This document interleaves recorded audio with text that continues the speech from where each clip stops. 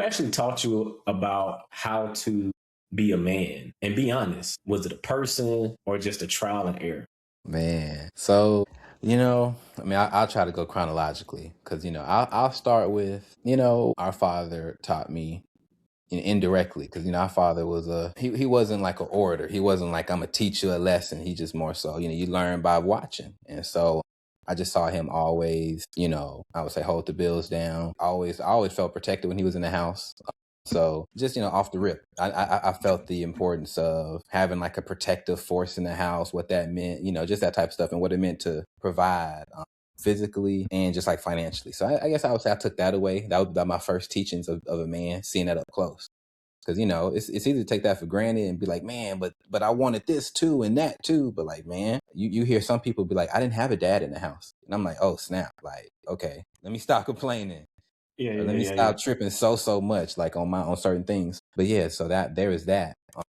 And then beyond that, I would say I had mentors growing up. I would say especially like you, even our middle brother, our middle brother. Like I spent summers with him, and so like I said, same story as our father in terms of just learning by watching. You know what I mean, and learning by just authenticity. You know what I'm saying? By him being willing to just be real and just be willing to spend time with his little brother. You know what I'm saying? Whether the scenario is perfect or not. And so, Yeah. yeah, man, just a lot of fun times there. But mentors, you and certain teachers, like the people I mentioned earlier who were giving me rides in high school through, but definitely certain teachers that were helping me out, especially Yeah. during my college admissions journey. So for me, you don't. Sometimes you don't know what you're watching when you're young. Like you don't know what you're watching. You don't know. You're not like, hey, I'm watching this, and this is my father. Like this is the man that is teaching me. You're not. You just growing up, and it's just things are just happening. And then when you get older, you reflect back like we're doing now, and you connecting the dots backwards because it's easy to connect the dots backwards. So I would say I don't know if it's because you see some things you like, okay, I'm gonna do that. You see other things you like, when I get older, I'm doing it different, and it's just a mixture of that. For me, it was a lot of trial and error, a lot of trial and error when I got older in my 20s. But then what's interesting is, I don't know if it's a man thing, but understanding cars, and I have more blue collar in my blood than what I realized, which that's not necessarily a man thing, but it has come in handy in scenarios when I was by myself, negotiating with cars, buying cars, negotiating and understanding when you're taking your car to the shop and you're having to speak the lingo with a mechanic. You're like, why do I understand what you're saying right now? It's because when I was a kid, I watched my dad build stuff, put it together, break it down, rebuilding motors, changing oil, changing tires, all these things, all these different skills that you're learning, and it's life skills. So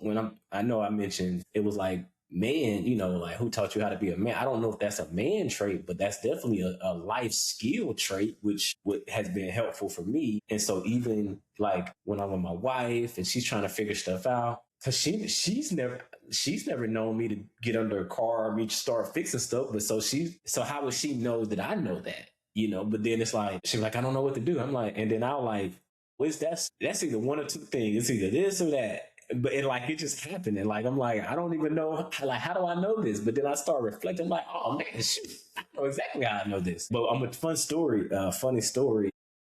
You don't have to be a man to change a tire, but I prefer a man change a tire for a woman, or help her out, and where she not change a tire herself. So maybe it's a man thing, maybe it's not. But I remember one time all my friends was riding with me, and we came back from somewhere, and right before we made it back to campus, I saw a flat tire. I think I hit like something near, like when I hit it, it instantly went flat. So it really pierced the tires, and all the dudes in the car, I was the only one that knew how to change the tire, and so they're like standing around. They stand on the side like, you want me to you me to hand you this tool, or you me to hand. Man, I'm like, y'all don't know how to change the tire.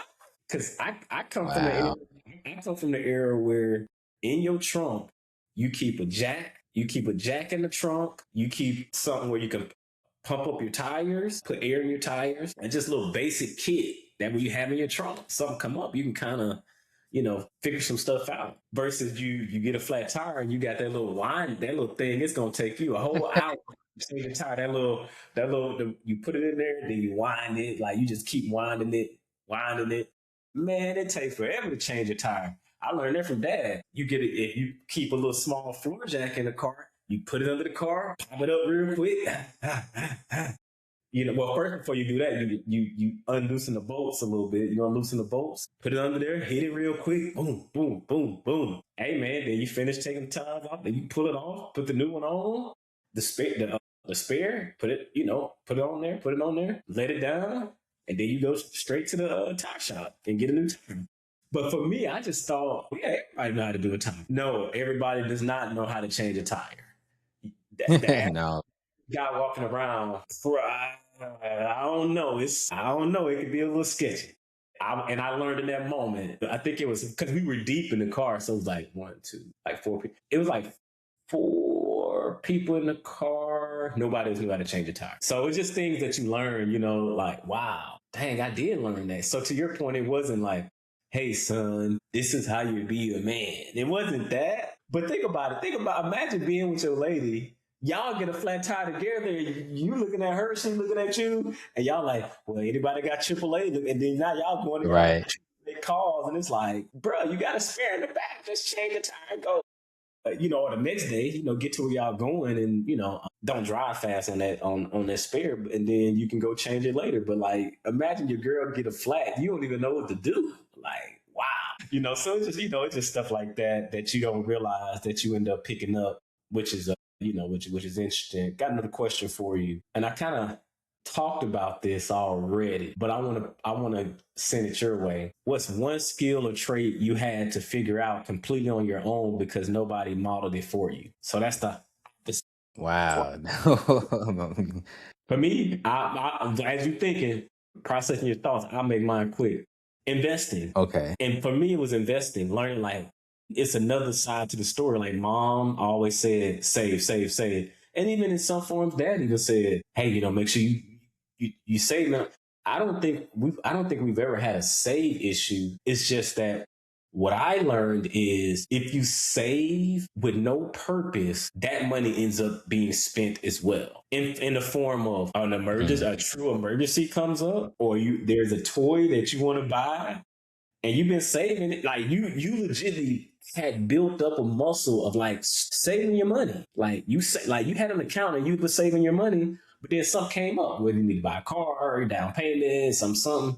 And so money just always naturally finds a place to go if you just stay in a purgatory save space. But what I learned was save to invest. It's a difference. Like that's the piece that was missing. So that's something for me. Mine's kind of related or similar. So for me, I would just say planning and life planning, period. Like figuring out what do you want to do with your life, not just how do you want to survive to the next year, the next month, the next paycheck, or the next whatever eventful thing, the next holiday, the next vacation, the next weekend. When life just becomes about surviving, that's cool, and you can have a lot of joy in that. Get to the weekend, TGIF, and this and that, but kind of like what you said with investing, that involves a level of foresight. That involves a level of thinking about the future in a hopeful way, not just in a dreadful or relief way, but more so in I'm planning to do something good for my future self. I'm trying to set my future self up. And so I just remember the earliest part of that I got from me that I would say was taught to me would definitely just be, I remember you just tapped me on my shoulder one day and was like, man, like, you could go the typical script and like, go to school around here after high school, or you could try to go to an Ivy League. And I thought you was crazy when you said that. I said, man, he's tripping. Like, that's not, don't he know the script is go here? But the thing is, you didn't just say it though. I mean, you had pursued an MBA and you had moved and gone and lived in different parts of the country. So that's what, like we said, there's one thing about teaching. You can't just say it. It's another thing when you actually embody the lesson, then it hits different. And so I saw you taking your education serious, and I saw you taking, exploring different parts of the country series. And so that made me start thinking about it and just start thinking about life planning. You know, I saw you doing it, and like I said, I got my mentors who helped me kind of figure out where I wanted my trajectory to go. But yeah, just if I would never even had that thought though, I could have just, you know, not to say that the alternative is horrible, but you get the point. It's just, to me, it's about agency. Yeah.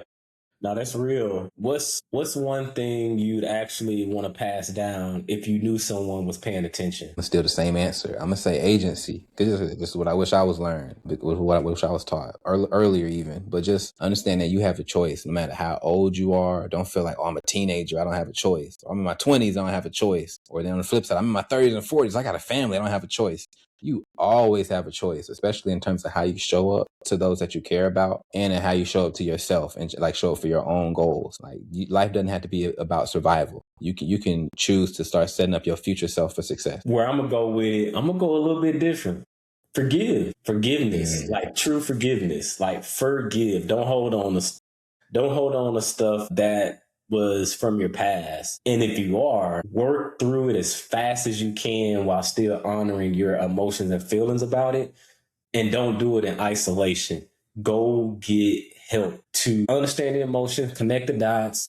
Because sometimes when you're reflecting back on things, it's not that it didn't happen, but then you just laser focus in on all the points in time that were negative, because that's the frequency you on. You can't be on a positive frequency and a negative frequency at the same time. So when you are reflecting the past, now you're literally reflecting back on a timeline of all the things that went wrong. And you're only focusing on that, and you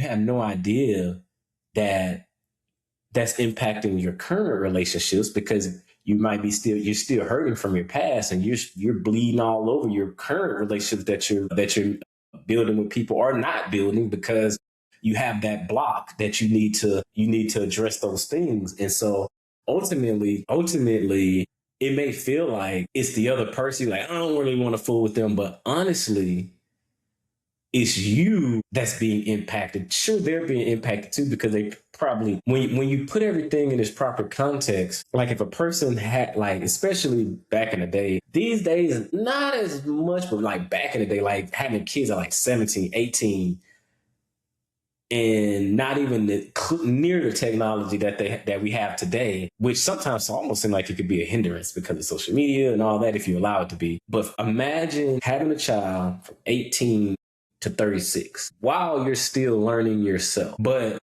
And that is your parents. But you're looking at it as your mother and your father. Hopefully your father's around. But you always see your mother and father as if they're always older. Like, meaning like grandma and them age. Like it's crazy how when you're a kid and you don't realize, you're like, oh no, it was a kid raising a kid. Like, it was a kid raising a kid. And did they ever even find themselves? Did they ever even figure out who am I, who they were? And so they were learning on the fly. And then you just happen to, especially if you're the first, they just figuring it out along the way. So it's really kind of like a freestyle. Like, they just doing the best.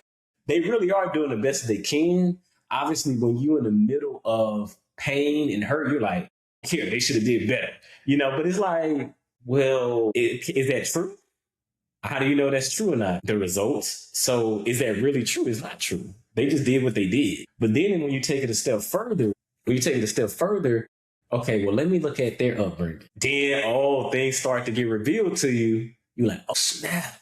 Then you just look at like their life experience, just even beyond that. When they got older, you like, okay. And then you're like, okay, well, let me put myself in their shoes. Realistically, what I had going on from 18 to 36, would I have really done something drastically different? Maybe, but a strong possibility, probably. It would have looked different, but really at 18, 19 years old to have a child, woo!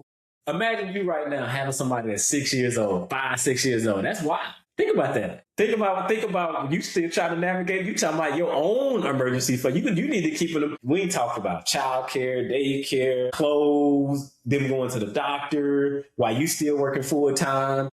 The school call off, like whatever, school closed down. Then now you got to figure out what to do because you still got to go to work. but they can't even go to school or daycare. So it's just like it's so many nuances that come along with that I think a lot of times we lose track of. We don't realize, wow, they really got me to 18. And so like them getting you to 18, it might have been some turbulence, like a roller coaster, it might have been some turbulence, but it's like there was a lot that could have went wrong on the way to 18. A lot of turbulence, maybe been some turbulence, but they did enough of the right things to get you to 18. So I would say forgive as fast as you can so you can move on with your life, because honestly, you're the one that's going to get stuck. And then you're going to be 40 years old or 45 years old still having daddy issues and mama issues. And it's no judgment on that, but cycle through that, because you don't realize, man, like when you get married and all that, like some of that's going to be spewing out with your partner and you don't even realize it. So all that to say is forgive as fast as you can, because you ain't perfect either. So name a man